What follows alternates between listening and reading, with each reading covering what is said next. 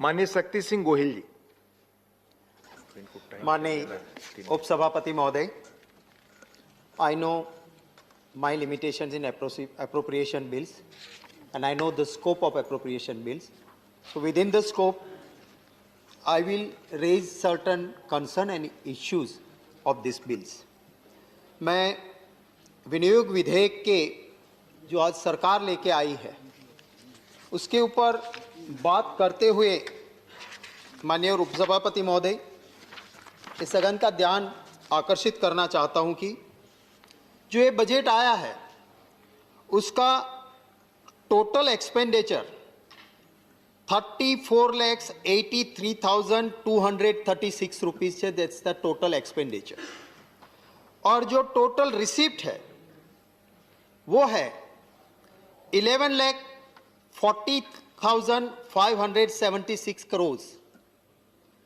तो ये जो रेवेन्यू डेफिसिट होगी उस रेवेन्यू डेफिसिट को मीट करने के लिए आपका एक्सपेंडिचर 34,83,236 करोड़ और आपकी इनकम 19,76,424 करोड़, दोनों के बीच का जो गैप है वो 11,40,576 करोड़। माने आप जो फिस्कल डेफिसिट रेवेन्यू डेफिसिट में आप जा रहे हो, और ये भी मुझे लगता है कि जब आपका एक्चुअल बजट के फिगर्स आएंगे तो इसको भी कहीं पार कर जाएगा। क्योंकि अगर मैं देखूं कि आप जिस तरह से सरकार बजट बनाती है, हो सकता है बजट में थोड़ा आगे पीछे हो सकता है, पर जो गैप हो जाता है that gap is too high.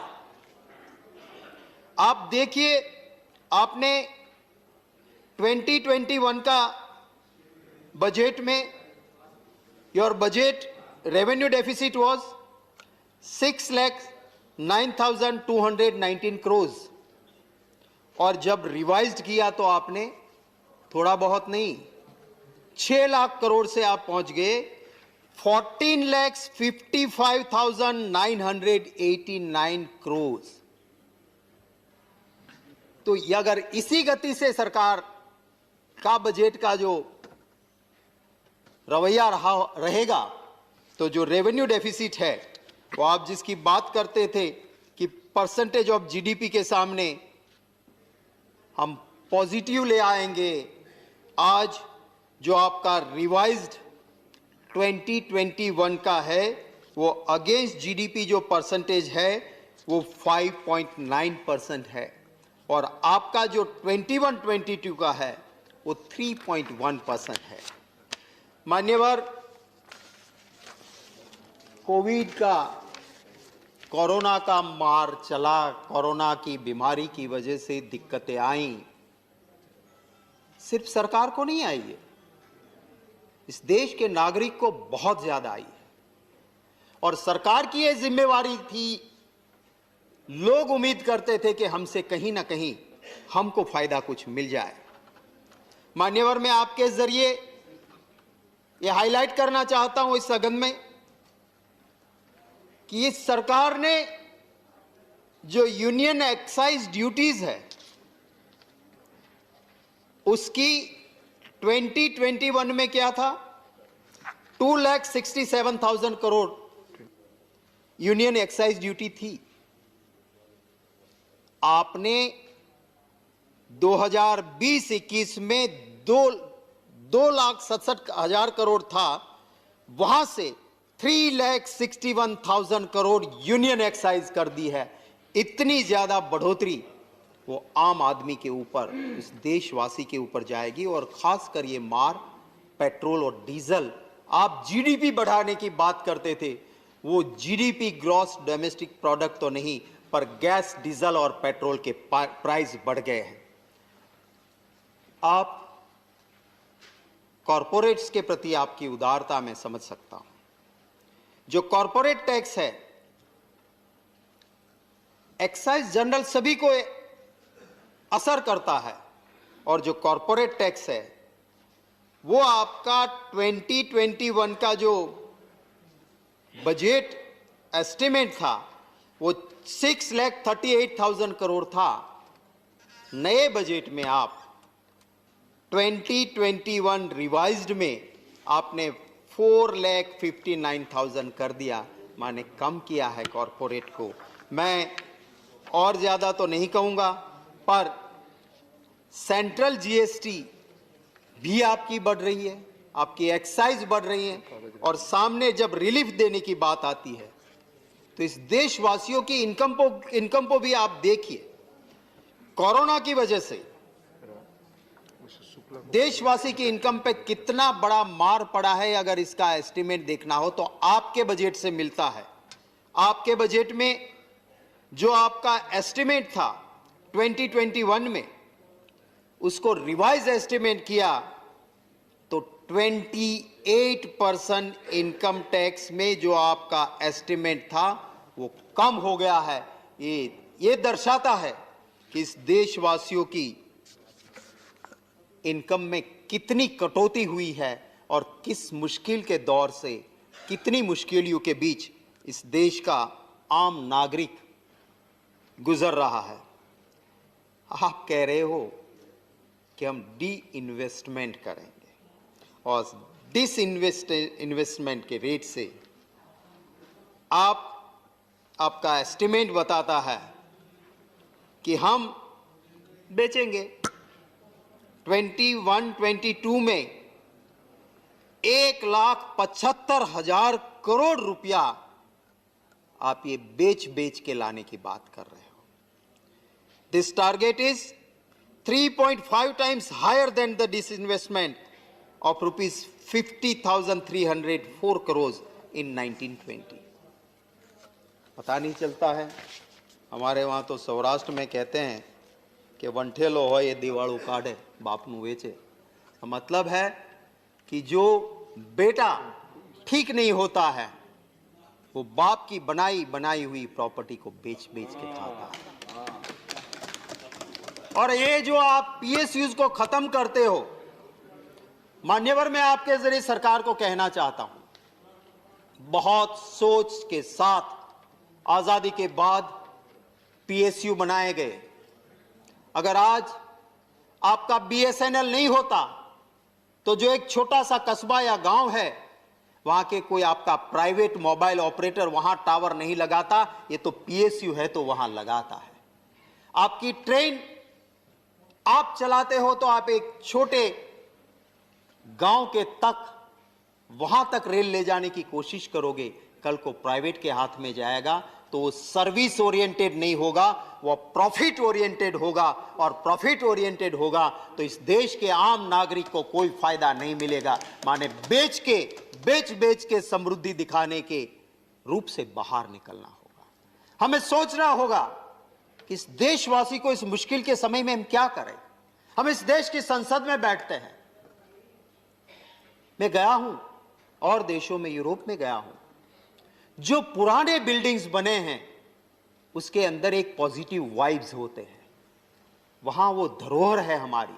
वो कहते हैं कि यहां हमारे बुजुर्गों ने बैठ के अच्छे काम किए हैं, उन्हीं की जगह हम बैठ के करेंगे। आप विस्ता प्रोजेक्ट को रोक लीजिए, पर जहां खर्च करना है वहां पे खर्च करने की जो जरूरत है वो कीजिए। आप क्या कर रहे हो? मैं देख रहा था आपका, जब आप एप्रोप्रिएशन बिल लेके आए हो, आपका सेंट्रल सेक्टर स्कीम्स प्रोजेक्ट्स, वहां तो आप 18% की वृद्धि कर रहे हो। और महात्मा गांधी जी ने कहा था कि मेरा भारत अगर सही जगह पे कहीं बसता है तो वो गांवों में बसता है। हिंदुस्तान अगर कहीं बसता है तो गांवों में बसता है। उस रूरल लोकल बॉडीज के लिए आपका जो प्रावधान था वो 2021 में आपका था 69,925 करोड़, और आपने इस साल के नए बजट में रूरल लोकल बॉडीज को जो पैसे जाने चाहिए उसमें कटौती करके सिर्फ 44,901 कर दिया है, माने 13% से ज़्यादा कटौती उस गांव के लोकल बॉडीज़ को मिलने वाले पैसों से की है। उससे गांव बर्बाद होंगे, गांव की लोकल बॉडीज़ को फ़ायदा जो मिलना चाहिए वो नहीं मिलेगा। फर्टिलाइज़र और सब्सिडी, पता नहीं मान्यवर, जिसको जगत का तात कहते हैं, जिसे अन्नदाता कहते हैं, जिसे किसान कहते हैं, हमारे देश को हम कृषि प्रधान देश कहते हैं, हम उद्योग प्रधान देश नहीं है, पर पता नहीं क्यों उन किसानों के ऊपर जिस तरह से इस सरकार का रवैया रहा है। इसी बजट में 21-22 में फर्टिलाइजर सब्सिडी जो रिवाइज्ड एस्टीमेट 2021 में 1,33,947 करोड़ थी, वहां पे कैची चली है और वो कटौती करके 1,33,947 करोड़ से काट के आपने बजट 21-22 में सिर्फ 79,530 करोड़ ही कर दिया है। क्यों फर्टिलाइजर के ऊपर आप इतनी ज्यादा, और फिर कहते हो कि हम तो बहुत अच्छा काम, किसान भाई हमारे को समझ नहीं रहे हैं। अरे भैया क्या हो गया? प्लीज। जो कोविड के लिए बात की गई है, मान्यवर, पैसे भी बताए गए हैं बजट में। मैं आपके जरिए कहना चाहता हूं कि आप सही फिगर देख लीजिए। जो 2 स्लॉट में वैक्सीनेशन होना है, आप जिस गति से चल रहे हो, आप उसको तेज रफ्तार नहीं कर रहे हो, तो आप अगर 100% को इसी रफ्तार से करोगे तो 18 साल लग जाएंगे, और 70% को करने जाओगे तो 12 साल 6 महीने लग जाएंगे। आप बाहर दे रहे हो। मैं नहीं कहता हूं, मेरी बात मान लो। इस दिल्ली की उच्च न्यायालय ने, दिल्ली हाईकोर्ट ने ऑब्जर्वेशन किया है कि आप बाहर देश में दे रहे हो, बेच रहे हो, पर पहले इस देश में वैक्सीनेशन कंप्लीट होना चाहिए। You are saying will do it tomorrow, do it today, it should have been done yesterday. ये बीते हुए कल को हो जाना चाहिए था, जो आप कह रहे हो कि हम आने वाले दिनों में करेंगे। मैं मान्यवर एक और फिगर आपको देना चाहता हूं। मानसिकता हमारी, हम नारी तू नारायणी की बात तो करते हैं, पर असल में करते क्या है? इस बजट में वेलफेयर ऑफ वीमेन, बजट 2021 में 1,43,462 करोड़ का आपका प्रावधान था वेलफेयर ऑफ वीमेन के लिए, महिला कल्याण के लिए। आपने रिवाइज्ड 2021 में और उसके बाद बजट 21-22 में जो कटौती की है, to change in 2021 to business estimate, budget estimate 21-22 -26% हुआ है। इसका मान्यवर मैं आपके जरिए ये सदन के सामने बात रखना चाहता हूं। मान्यवर, बजट होता है, मैं देख रहा हूं, बजट बहुत देखे मैंने, पर पुरानी परंपरा बदली थी। मैं जिस हाउस में मेंबर था, वहां गुजरात में भी बजट की परंपरा बदली थी। इस हाउस में आया, पुराने बजट देखे, और इस बजट में और अभी कुछ सालों से आ रहे बजट को देखा, तो ये परंपरा भी बदली। बजट लोगों के चिंता के लिए, लोक कल्याण के लिए होता है। बजट कभी इलेक्शन स्पीच नहीं हो सकता है, पर वो परंपरा बदल दी गई है। मैं आपके जरिए इस सदन का ध्यान आकर्षित करना चाहता हूं कि जहां चुनाव है, ऐसे 4 स्टेट्स, वेस्ट बंगाल हो, तमिलनाडु हो, असम हो, केरला हो, बजट स्पीच में उनके 2 बार या कैपिटल के 4 बार या उससे ज़्यादा बार नाम लिए गए हैं, और बाकी देश के यूनियन टेरिटरीज और स्टेट का नाम नहीं है। इलेक्शन ओरिएंटेड बजट नहीं हो सकता है। और वो भी यहां कहते तो हो, बिहार का चुनाव था तब बड़े बड़े पैकेज या बड़ी बात हुई थी बजट में, वो फिर कुछ हुआ नहीं था। तो लॉलीपॉप कम से कम बजट में तो ना हो, ये उम्मीद हम जरूर रखते हैं। पैकेज मिला नहीं था, आपका चांस मिलेगा। प्लीज, मैं समझ सकता हूं वहां के मुख्यमंत्री जी ने क्या कहा था, वो भी है, प्लीज प्लीज डेफिनेशंस भी हैं। प्लीज। माननीय उपसभापति महोदय जी, बिहार मैंने से उन्हें मेरा मना किया, विशेष हाँ, लगाव रहा है और मैं जानता हूं वहां का डीएनए से लेके सारी चीजें। तो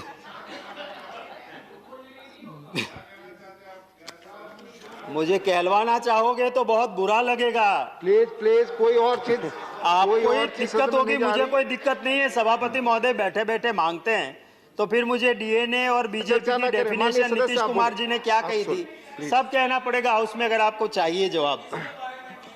आप सभी लोग Government इसका also पालन seems करेंगे। to have an बैठकर eye ना on बोलने Goa का। Assembly, because Goa Assembly election is also due in 2022. 300 crore allocated for celebration of Goa's 50 years. हम भी चाहते हैं हो, जरूर हो, पर सब चुनाव आए तब घोषणा हो और बजट में घोषणा हो और चुनाव खत्म। चुनाव के वक्त जो हम कहते हैं ना, वो तो जुमला होता है, करना थोड़े ही होता है। ये बात नहीं होनी चाहिए। मैं प्लीज बैठकर बात ना करें, प्लीज। मैं जरूर ये कहूंगा कि न्यूट्रिशन, अभी यहां पे इस सरकार के एक मंत्री जी ने कहा था कि हम तो स्ट्रे डॉग को भी भूखा नहीं रहने देते हैं। वो हिंदी वर्ड शायद उनको मिला नहीं था, तो गुजराती में कुछ लफ्ज यूज करके सेंटेंस किया था उन्होंने। पर बजट में जो चीजें दिखाई गई है और जो रियलिटी है, नेशनल फैमिली हेल्थ सर्वे 4 जो हमारा तैयार किया हुआ नहीं है ऑपोजिशन का, वो खुद कहता है कि the nutrition budget is ₹1000 crore, 27% reduction किया है। और आपका एनएफएचएस कहता है कि चाइल्डहुड स्टंटिंग में 13 राज्यों में बहुत सारे बच्चे पाए गए हैं और इनकी जो संख्या है वो 68.4 चिल्ड्रन है 13 राज्यों में। ये आपका सर्वे कहता है, मेरा नहीं है, एनएफएचएस का। ये सच्चाई है और इसकी बात मैं आपके सामने इसी के जरिए रखना चाहता हूं। महोदय, मैं जम्मू कश्मीर का भी जो विनियोग विधेयक आया है उसके ऊपर बात करने जा रहा हूं। मान्यवर, पोरस और अलेक्जेंडर का युद्ध चल रहा था और पोरस ने एक बहुत अच्छी बात कही थी। अलेक्जेंडर का सैन्य आगे बढ़ रहा था, पोरस हार रहा था, फिर भी उसने कहा था कि ताकत और बल के आधार पर किसी क्षेत्र पे कब्जा किया जा सकता है, पर जब तक वहां बसने वालों का दिल नहीं जीतोगे तब तक उसके ऊपर शासन नहीं किया जा सकता। माननीय गोहिल जी, आप, माननीय गोहिल, हमें नाज है, हमें फक्र है। माननीय गोहिल जी, जम्मू आपका कश्मीर समय हमारा, आपका खत्म होने वाला, कृपया कंक्लूड करें। समय खत्म होने वाला, कृपया दो मिनट। जम्मू कश्मीर हमारा अभिन्न अंग है, हमें नाज है। पंडित जवाहरलाल नेहरू जी से लेके अटल बिहारी वाजपेयी और मनमोहन सिंह जी तक सब ने ये कोशिश की कि जम्मू कश्मीर में लोगों को दिलों को जीतने की कोशिश हुई और वहां पे लोगों के दिलों को जीत के, और इसी वजह से, और यही वजह रही, इसी वजह से मान्यवर, वहां पे जो आतंकवादी के सामने लड़ते हुए शहीद होते हैं, वो मेरा हिंदुस्तान का वहां का रहने वाला मेरा सिपाही, वो मजहब के नाम पे अलग बात नहीं करता है, वो वहां पे इस देशवासी बन के रहता है और इस देश के लिए वो करता है। कंक्लूड करें वहां पे मैं मुझे 2 मिनट दे दीजिए। अरे ऑलरेडी आप अपनी पार्टी के दूसरे व्यक्ति का समय ले चुके हैं। ऑलरेडी 4 मैं मिनट पुडुचेरी पे एक बात करके मेरी बात खत्म करता हूं। प्लीज। ये जो फेडरल स्ट्रक्चर है इसका सम्मान होना चाहिए। आपने पुडुचेरी में सरकार जो काम करना चाहती थी, चावल देना चाहती थी, उसको रोक लिया। हेलमेट का कानून है तो उसमें कुछ गवर्नर, लेफ्टिनेंट गवर्नर कुछ और कर देते हैं। वहां पे प्राइवेट कॉलेजेस, गवर्नमेंट कॉलेजेस में लोकल पौंडीचेरी के लोगों को हायर मेडिकल एजुकेशन में एक सेकंड तो मैं यही कहता हूं कि इसका सम्मान होना चाहिए। किसी आंदोलनजीवी को लेफ्टिनेंट गवर्नर बना के चुनी हुई सरकार का अपमान नहीं होना चाहिए। इन्हीं लफ्जों के साथ मेरी बात खत्म करता हूं। धन्यवाद। माननीय डॉक्टर सुधांशु त्रिवेदी।